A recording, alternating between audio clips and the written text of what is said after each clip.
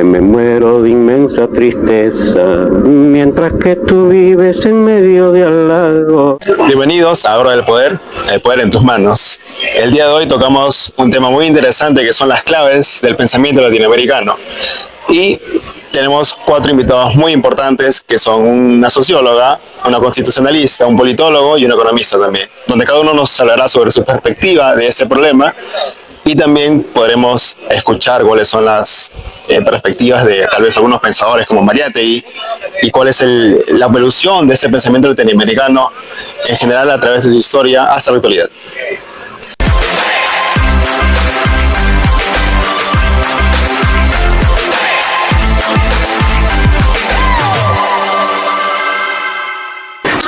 Buenos días, bienvenidos a la Hora del Poder. En el programa de hoy analizaremos el pensamiento latinoamericano. En el día de hoy nos acompaña la doctora Aldana Arias, quien es socióloga, también la doctora Quiroz Treyes, quien es abogada constitucionalista. También tenemos el acompañamiento de 2 licenciados, quien es Sergio Vargas, que es politólogo, y también la economista Melissa Cornejo.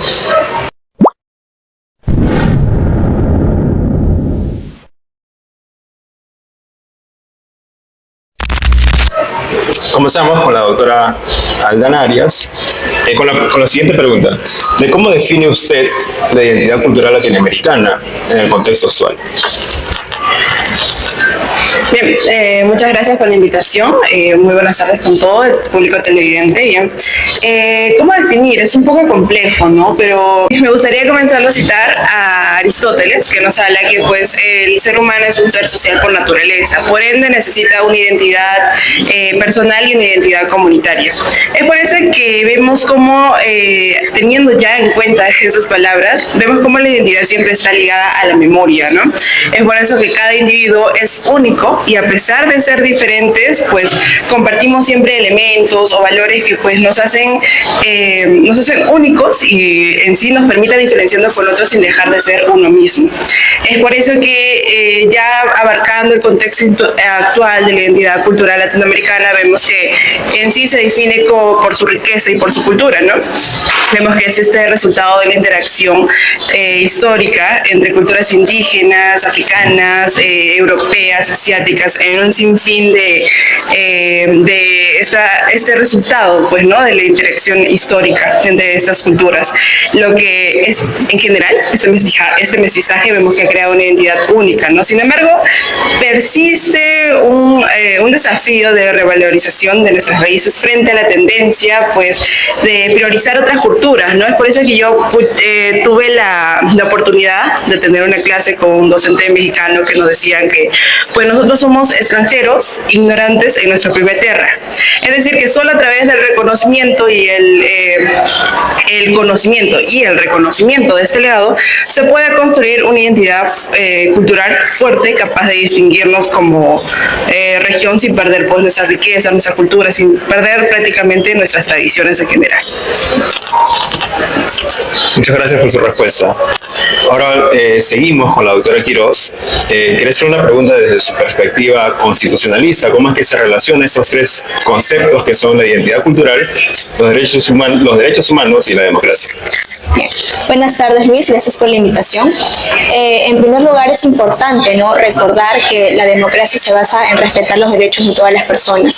Y todas las personas incluyen comunidades, diferentes culturas, en las cuales sin estas culturas, sin estas comunidades, al día de hoy no seríamos nadie, porque provenimos de estas culturas, porque provenimos de estas comunidades, provenimos de estas personas, de su historia, de sus valores, y por ende el marco jurídico tiene que ser también aplicable para estas culturas, aplicable para que estas culturas puedan desenvolverse, para que sus demandas sean escuchadas, para que lo que ellos requieran se puedan cumplir. En todo caso tendríamos que ser pues un marco jurídico no solamente riguroso, sino también que sea adaptable y de alguna manera y respete la identidad cultural y la diversidad cultural y las muchas realidades que hay el día de hoy en nuestro país, ¿no? Muchas gracias por su respuesta. Ahora seguimos con el licenciado Vargas, que desde su perspectiva politológica, ¿cómo analiza el surgimiento de los movimientos populistas en la región? ¿Qué tal, Luis? Primero saludar acá a grandes personas que tengo a mi costado, saludar al público televidente. Justamente el tema que tocas es importante porque vamos a hablar de lo que es el populismo, ¿no? No quisiera irme del tema antes sin explicar lo que pasa en mi país. Justamente acá también me da gusto coincidir con la licenciada Melissa porque hemos compartido aula en la universidad y hoy estamos ahorita en un programa, ¿no? Compartiendo nuestras ideas tal vez, y me da gusto, la verdad. Bien, ¿y a qué me refiero con lo que es populismo? Encontramos en el Perú el descontento de muchas poblaciones porque el Estado no les hace caso. Y hay diversas ideologías y partidos políticos que creen ser la solución para poder llegar a estas personas que justamente aquejan las problemáticas de siempre. ¿Cuáles son las problemáticas de siempre? Tal vez la desigualdad que hay, el centralismo, la desnutrición, entre muchas cosas más. El Estado está que busca programas, está que busca algunas soluciones para resolver los problemas públicos, pero lamentablemente no encontramos una solución adecuada. Es ahí donde entran estos partidos con el populismo y la gente obviamente cree y cae en lo que se dice. Lamentablemente este populismo puede ser muy, ¿cómo poder decirlo? Amenazador, porque una vez que lleguen al poder pueden dañar a nuestras instituciones. Ahora, si hablamos en el contexto de América Latina, es mucho peor, porque encontramos mayormente que en América Latina estamos ligados a lo que es Estados Unidos, tenemos mucha influencia en sí, entonces tal vez una subida o una pérdida del dólar incrementaría inflación. Encontramos ahorita el tema de Argentina, cómo Javier Milei ha llegado al poder. Tal vez podríamos decir lo que es por populismo. Es una buena pregunta para poder reflexionar también con todos, ¿no? Gracias por su respuesta. Seguimos con la economista Melissa Cornejo, con la siguiente pregunta, ¿no? ¿Cómo se relaciona la teoría de la dependencia con estos fenómenos sociales y políticos? Bien, buenas tardes Luis y también saludo a tu audiencia y gracias también por la invitación. Ahora, respondiendo a tu pregunta, la teoría de la dependencia es una teoría económica que surge a partir en los contextos de Latinoamérica en el año de 1990, pero tiene sus indicios a partir de los años, por ejemplo, de 1929 con el crack de Estados Unidos y 1930 hasta 1945 con el estallido de la Segunda Guerra Mundial. Esos países que estaban en conflicto bélico que dependían de una forma de las materias primas para poder enfrentarse entre ellos, como por ejemplo en el uso del algodón que pidieron a Perú, ¿no? Generaron un tipo de dependencia de forma también industrial a estos países que ya de por sí ellos ya habían comenzado años atrás en su etapa de industrialización. Pero ahora en la actualidad esto se ha enfocado más al factor de autonomía económica, por ejemplo lo que es Estados Unidos que maneja más los sectores económicos, o también parte de países asiáticos que manejan el factor tecnológico. Se ha visto representada en estos países de América Latina que hay una dependencia tanto tecnológica y económica afectando a nuestra autonomía comercial. Muchas gracias. Continuaremos con el segundo bloque.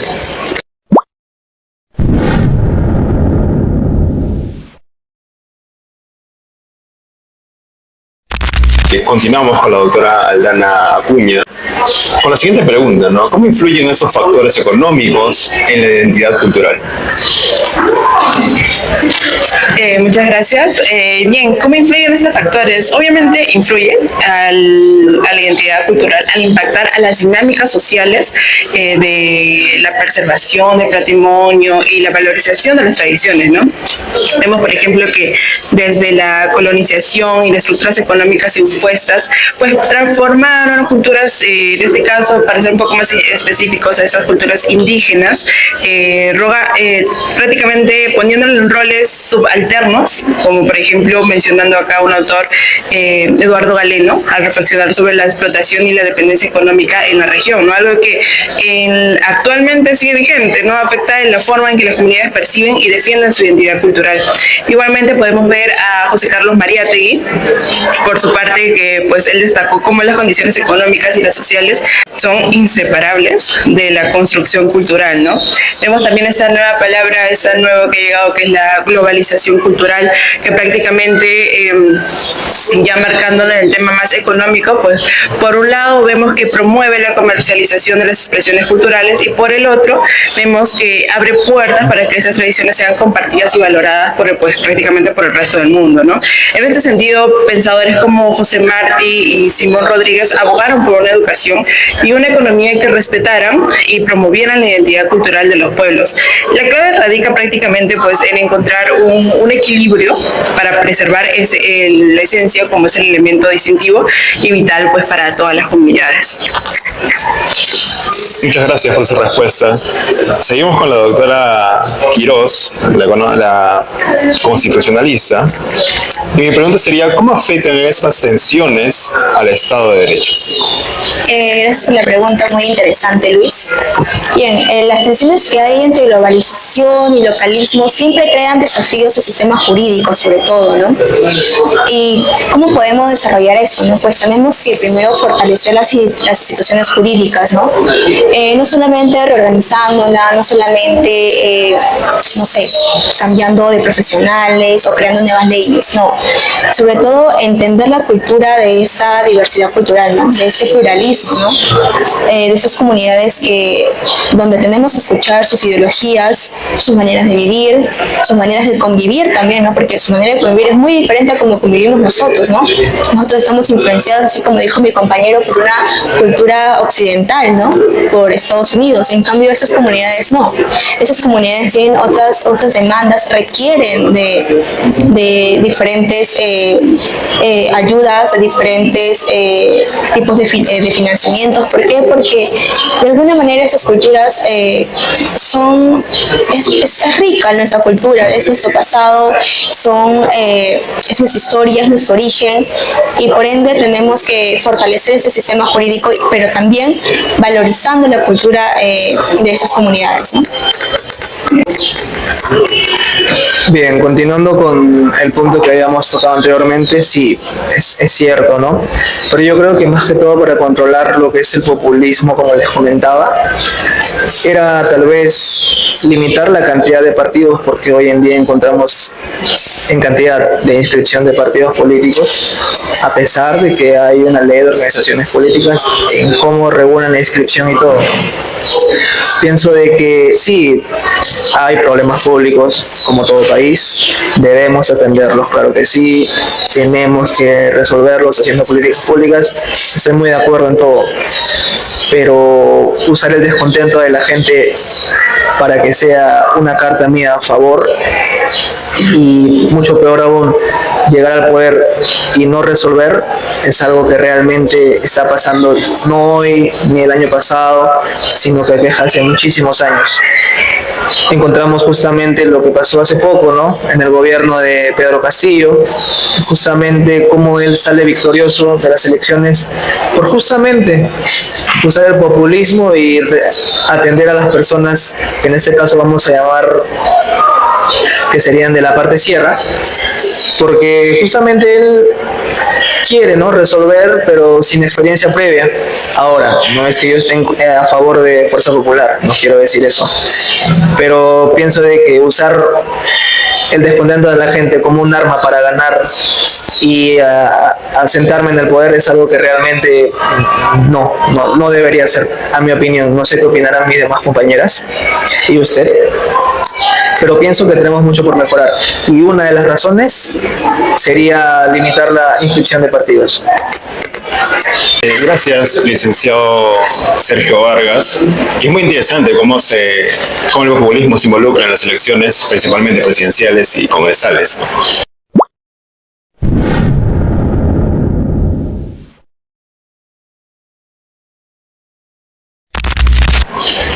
Bueno, para concluir, le pregunto a cada uno de ustedes qué soluciones proponen para este tipo de desafío. Comenzamos con la doctora Aldana Peña.